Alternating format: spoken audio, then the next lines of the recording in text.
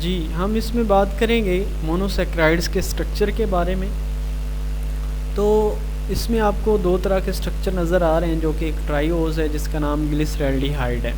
आपने अक्सर देखा होगा जहाँ पे मोनोसेक्राइड्स के नाम लिखे होते हैं उनके साथ डी और एल लिखा जाता है। तो ये स्टीरियो केमिस्ट्री के हवाले से बात की जा रही होती है। स्टीरियो केमिस्ट्री असल में ये केमिस्ट्री की ऑर्गेनिक केमिस्ट्री की वो ब्रांच है जिसमें ऑर्गेनिक स्ट्रक्चर्स की डायमेंशन को देखा जाता है। तो इसमें जो ग्लिसरैल्डिहाइड है ये आपको नज़र आ रहे हैं। हम इसकी बात करते हैं कि ये एक दूसरे के मिरर इमेजेस हैं, यानी बिल्कुल एक दूसरे का अक्स हैं। जैसे कि आप एक आईने के सामने, एक शीशे के सामने अपने हाथ को बिल्कुल करीब लेकर जाते हैं और उस को आप देखते हैं कि बिल्कुल सेम लेकिन ऑपोजिट साइड से हमें अक्स नज़र आ रहा होता है। तो इसको हम कहते हैं कि ये एक मिरर इमेज है। तो ऐसे मोनोसेक्राइड्स जो एक दूसरे का मिरर इमेजेस होते हैं इनको आप इनैनिशियोमर्स कहते हैं। तो इसमें जो डी है वो स्टीरियो केमिस्ट्री के हवाले से इसको आप डेक्स्ट्रो रोटेटरी कहते हैं, इसकी रोटेशन के हवाले से। और एल जो है इसको आप लीवो रोटेटरी कहते हैं। इसको कैसे आइडेंटिफाई करना है ये हम देखते हैं अगली स्लाइड के अंदर।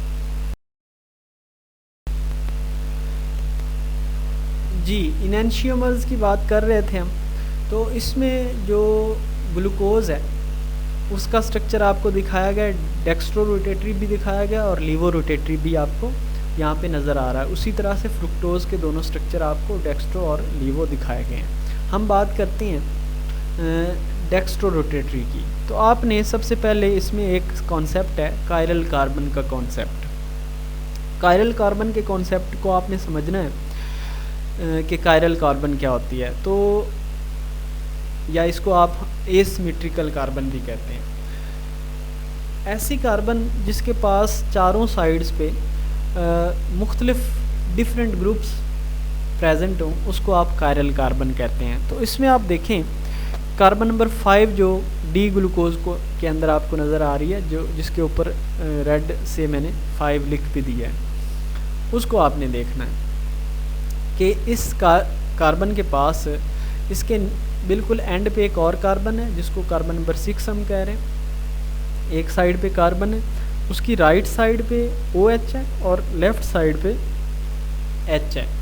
और इससे ऊपर जो है ये सारी की सारी ऊपर वाला सारा स्ट्रक्चर जो है इसको आप R से डिनोट करेंगे कि ये इसकी साइड चेन है। तो ये हमारे पास एक कायरल कार्बन है। इसी तरह से आप कार्बन नंबर 2 को देखें, उसके पास ऊपर और ग्रुप है, यानी कि कार्बोनाइल कार्बन वाला ग्रुप है। एक कार्बन है ऊपर 1 वाली और राइट साइड पे इसके पास जो OH है और लेफ़्ट साइड पे इसके पास H मौजूद है। और नीचे आप देखें इसके पास फिर से जो कार्बन नंबर कार्बन नंबर 3, 4, 5 और 6 ये R साइड चेन होगी। तो उम्मीद है आपको कायरल कार्बन का कॉन्सेप्ट समझ आ गया होगा। इसमें आपने देखना है कि डेक्स्ट्रो रोटेटरी या लीवो रोटेटरी को हमने कैसे आइडेंटिफाई करना है। तो इसमें सबसे पहले आपने देखना है कि कार्बन जो कार्बोनाइल कार्बन है जो कि इसमें 1 है, डी ग्लूकोज में कार्बोनाइल कार्बन 1 है, उस कार्बोनाइल कार्बन से कौन सी कायरल कार्बन सबसे फार अवे है, यानी सबसे दूर है। तो इसमें कार्बन नंबर 5 जो है ये सबसे फार अवे है। इस कार्बन को आप पेनल्टीमेट कार्बन कहते हैं, जो कि यहाँ पे डिनोट भी की जा रही हैं। इन कार्बन्स को जो कि सेकंड लास्ट पे आपको 5 नंबर कार्बन नज़र आ रही है, इसको आप पेनल्टीमेट कार्बन कहते हैं। तो अगर पेनल्टीमेट कार्बन के राइट साइड पे हाइड्रोक्सिल ग्रुप मौजूद हो, यानी OH ग्रुप राइट साइड पे मौजूद हो, तो इस शुगर को या इस मोनोसेक्राइड को आप डेक्स्ट्रो रोटेटरी या डी शुगर या डी ग्लूकोज यहाँ पे आप कह रहे हैं। इसी तरह से आप L ग्लूकोज के अंदर देखें, कार्बोनाइल कार्बन से कार्बन नंबर 5 सबसे फार अवे है जो कि कायरल कार्बन है। इस कार्बन पे आप देखें कि OH लेफ़्ट साइड पे है। तो अगर कायरल कार्बन या पेनल्टीमेट कार्बन जो लास्ट कायरल कार्बन है, इस पेनल्टीमेट कार्बन के अगर लेफ़्ट साइड पे OH ग्रुप यानी हाइड्रोक्सिल ग्रुप मौजूद हो तो इसको आप लीवो रोटेटरी कहते हैं।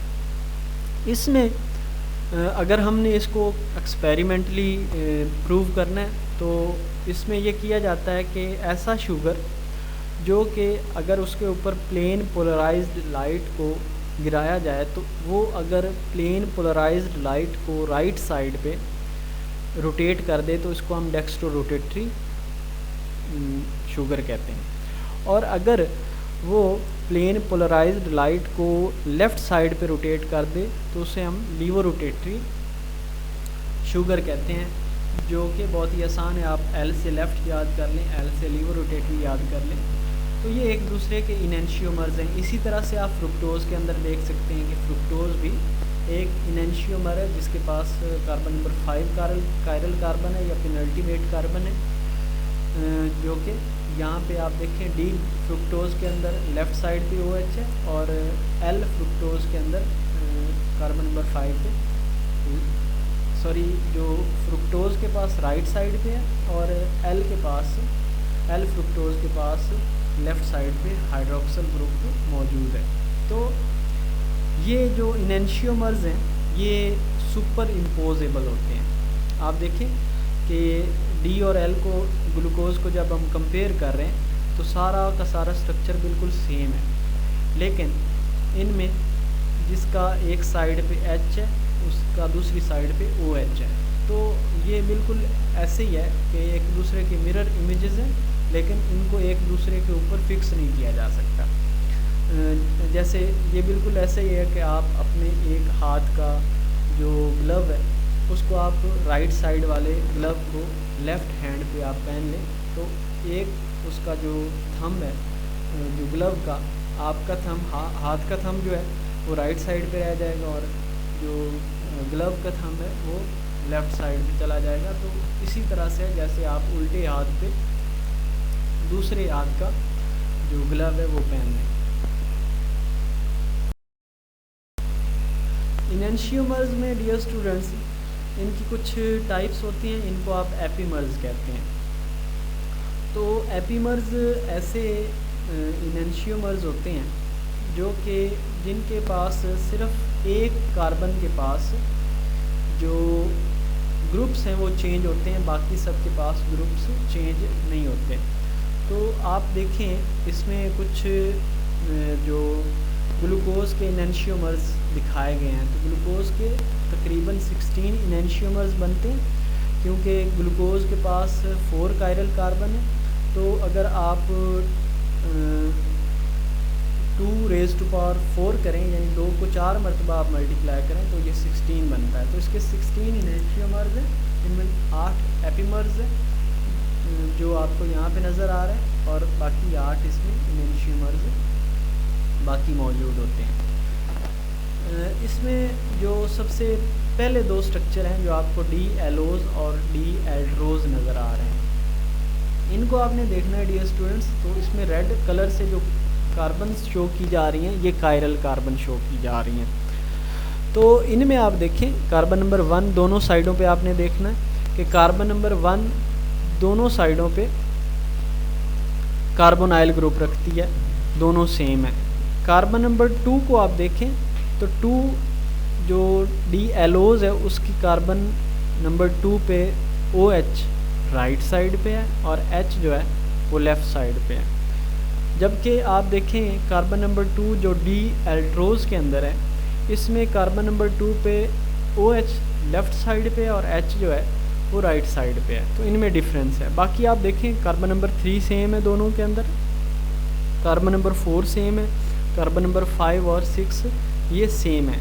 तो ऐसे 2 मोनोसेक्राइड्स जिनके सिर्फ एक कायरल कार्बन के पास हाइड्रोक्सिल और हाइड्रोजन ग्रुप का फ़र्क हो उसको आप एक दूसरे का एपीमर्स कहते हैं। यानी ये ऐसे इनेंशियोमर्स हैं जो सिर्फ एक कार्बन पे चेंज ऑफ ग्रुप्स की वजह से वजूद में आते हैं। इसी तरह से आप ग्लूकोज और मैनोज को देखें, ये दोनों भी जो हैं एक दूसरे के एपीमर्स हैं। तो इसमें भी आप देखें कार्बन नंबर 2 पे सिर्फ H और OH की पोजीशन चेंज है। इसी तरह से डी ग्लूकोज और डी आयोडोज ये एक दूसरे के एपीमर्स हैं। इसमें भी कार्बन नंबर 2 पे चेंज है, और गैलेक्टोज और टेलोज, इनको भी आप अच्छे से देख सकते हैं। जी, कुछ डायास्टीरियोमर्स होते हैं, यानी ऐसे ग्रुप्स होते हैं इनके पास जो कि एक से ज़्यादा कायरल कार्बन के पास जो ग्रुप्स होते हैं वो डिफरेंट होते हैं। तो आप इसमें देखें जो अपर लेफ़्ट साइड पे ग्लूकोज और एल्ट्रोज, ये एक दूसरे के क्या हैं, डायास्टीरियोमर्स हैं। इनमें ग्लूकोज के अंदर अगर आप देखें कार्बन नंबर 2 जो है उसके पास OH राइट साइड पे, और इधर एल्ट्रोज के अंदर कार्बन नंबर 2 पे OH लेफ़्ट साइड पे है। और आप देखें जो कार्बन नंबर 3 है उसके पास भी डिफरेंट ग्रुप्स हैं। तो इसके 2 कायरल कार्बन के पास जो ग्रुप्स हैं वो चेंज हो गए, इसलिए हम इनको डायास्टीरियोमर्स कहते हैं। इसी तरह से डी मैनोज ग्लूकोज के साथ डायास्टीरियोमर्स है, और आइडोज जो है वो गैलेक्टोज के साथ ये डायास्टीरियोमर्स के तौर पर काम करता है। जी, जब मोनोसैकेराइड्स रिंग स्ट्रक्चर के अंदर आते हैं तो जब इनको सॉल्यूशन फॉर्म में देखा गया तो ये रिंग स्ट्रक्चर के अंदर आ जाते हैं। तो यहाँ पे एक ग्लूकोज का स्ट्रक्चर आपको दिखाया गया है। जब हम लीनियर स्ट्रक्चर के अंदर देखें तो इसमें जो बॉन्डिंग होती है वो कार्बन नंबर 1 और कार्बन नंबर 5 के दरमियान में जो बॉन्डिंग है वो हो रही होती है। तो आप देखेंगे कार्बन नंबर 5 पे जो OH ग्रुप है उसको ब्लू से शो किया गया है। तो हम क्या करते हैं, कार्बन नंबर 1 को पकड़ के कार्बन नंबर 6 के साथ ऊपर ले जाकर रिंग बनाने की कोशिश करते हैं कि एक तरफ से हमने जैसे एक रस्सी को पकड़ा है एक तरफ से, और उसकी दूसरी तरफ से रस्सी को पकड़कर हमने उसके दोनों किनारों को मिलाया है। तो उसी तरह से आपने कार्बन नंबर 1 को एक साइड से पकड़ना है और दूसरी साइड से आपने कार्बन नंबर 6 को पकड़ के इन दोनों को मिलाना है। तो जब आप मिलाएंगे तो जो आपको सेकंड स्ट्रक्चर नज़र आ रहा है, इस सेकंड स्ट्रक्चर के अंदर आप देखें कि कार्बन नंबर 1 और कार्बन नंबर 5 एक दूसरे के बिल्कुल करीब आ गए और कार्बन नंबर 6 रिंग से बाहर निकल गई है। तो अब कार्बन नंबर 5 के पास जो ब्लू OH है वो बिल्कुल कार्बन नंबर 1 के H के पास आ गया। तो अब इनमें जो थर्ड स्ट्रक्चर आपको नज़र आ रहा है, तो देखिए आप ब्लू वाली O जो है वो बॉन्ड बना रही है कार्बन नंबर 1 और कार्बन नंबर 5 के दरमियान। तो कार्बन नंबर 5 का जो H है वो कहाँ पे ट्रांसफ़र हो रहा है, वो ट्रांसफ़र हो रहा है इसके पास कार्बन नंबर 1 के O के पास। असल में इसमें ये होता है कि जब इनका रिंग स्ट्रक्चर बनना होता है तो इसमें कार्बन नंबर 1 के पास जो कार्बोनाइल कार्बन है इसका डबल बॉन्ड टूटता है और उसके ऊपर नेगेटिव चार्ज आ जाता है, और कार्बन नंबर 5 का जो OH है वो डिसोसिएट होता है तो H के ऊपर पॉजिटिव चार्ज आ जाता है। तो इनके पास आपस में ये बॉन्डिंग आसानी से हो जाती है।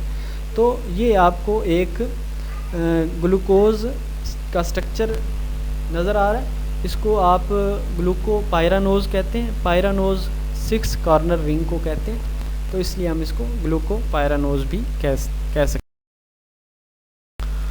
जी, डी फ्रुक्टोज, इसमें जो कुछ साइक्लिक स्ट्रक्चर है ये दिखाए गए हैं। उसी तरह से फ्रुक्टोज के अंदर आप देखें तो जो कार्बन नंबर 2 और कार्बन नंबर 5 के दरमियान में ये उसी तरह से बॉन्डिंग हो रही है।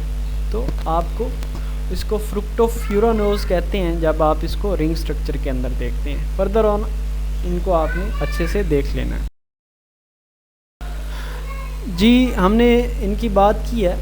अब इनमें जो अक्सर अल्फ़ा और बीटा भी लिखा होता है, अल्फ़ा डी ग्लूकोज लिखा होता है और बीटा डी ग्लूकोज लिखा होता है। तो इनकी भी बात कर लें हम। अगर कार्बन नंबर 1 पे चेंज है, कार्बन नंबर 1 पे ग्रुप्स का चेंज है, तो इसको आप कहते हैं कि ये एक दूसरे के एनोमर्स हैं। जैसा कि कार्बन नंबर 1 आप देखें अल्फ़ा का H ऊपर है कार्बन नंबर 1 पे और OH नीचे मौजूद है, तो ये हमारे लिए अल्फ़ा है। और जो बीटा है उसमें आप देखें OH नीचे है और H OH ऊपर है और H नीचे है। इसमें आप डियर स्टूडेंट्स देखें, ये लिखा हुआ है कि एपीमर्स अदर देन 1 कार्बन, अगर कार्बन नंबर 1 से किसी और कार्बन यानी कायरल कार्बन को चेंज आ जाए तो उसको आप एपीमर्स कहते हैं एक दूसरे का। हॉवर्थ प्रोजेक्शन जो है ये 1929 के अंदर हैवर्थ नाम के एक साइंटिस्ट ने ये जो फिस्चर प्रोजेक्शन है इसको थोड़ा सा करेक्ट किया था। जो पहले रिंग स्ट्रक्चर बनाए जाते थे, आपको जो लेफ़्ट साइड पे नज़र आ रहा है, ये पहला फिस्चर प्रोजेक्शन साइक्लिक प्रोसेस था। इसमें आप देख सकते हैं कि ये रिंग स्ट्रक्चर इस तरह से बनाया गया था कार्बन की बॉन्डिंग के हिसाब से।